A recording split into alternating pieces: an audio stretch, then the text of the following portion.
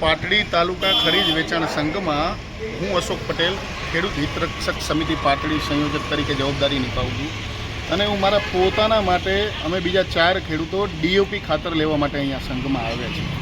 ત્યારે અહીંના મેનેજર એવું કહે છે કે ડીઓપી ખાતરની સાથે તમારે ફરજિયાત એક ઇફકો ડીઓપીની બોટલ લેવી પડે છે। તો અમારી રજૂઆત એવી છે કે ભાઈ આ બોટલ અમારે જોઈતી નથી। તો એ લોકો એવું કહે છે કે અમને ઉપરથી ડીલરો ફરજિયાત બોટલો આપે છે એટલે તમારે લેવી જ પડશે।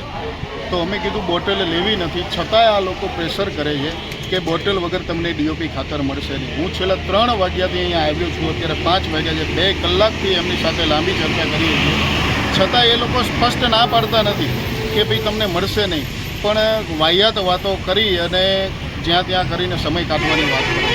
આજે આમની પાસે જેમ કે ખાતર વેચવાનું લાયસન્સ છે, ખાતર વેચવાનો પરવાનો છે, એવી બોટલ વેચવાનું કોઈ લાયસન્સ કે કોઈ પરવાનો નથી, છતાં પણ આ લોકો ખેડૂતોને આજે ખેડૂતોને ખાતરની જરૂરિયાત હોય એટલે ખેડૂતોની મજબૂરીનો લાભ ઉઠાવતા હોય એવું સ્પષ્ટ દેખાઈ રહ્યું છે। એટલે આપણા થકી મારે સરકારશ્રીને અને કૃષિ મંત્રી કે જે વિધાનસભામાં એવી વાતો કરતા હોય છે કે કોઈ પણ ખેડૂતોને બોટલ આપવા માટે પ્રેશર કરવામાં આવતું નથી, તો એમને હું વાત કરવા માગું છું કે આવો સુરેન્દ્રનગર જિલ્લાના પાટડીમાં ખરીદ વેચાણ સંઘમાં બોટલ સિવાય કોઈ પણ ખેડૂતોને ખાતર આપવામાં આવતું નથી।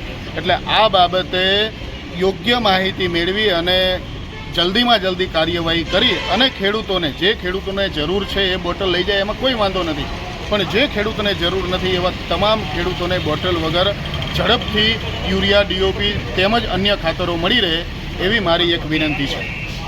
જો બોટલ વગર ખાતર આપવામાં નહીં આવે તો આગળ શું કરવામાં આવશે?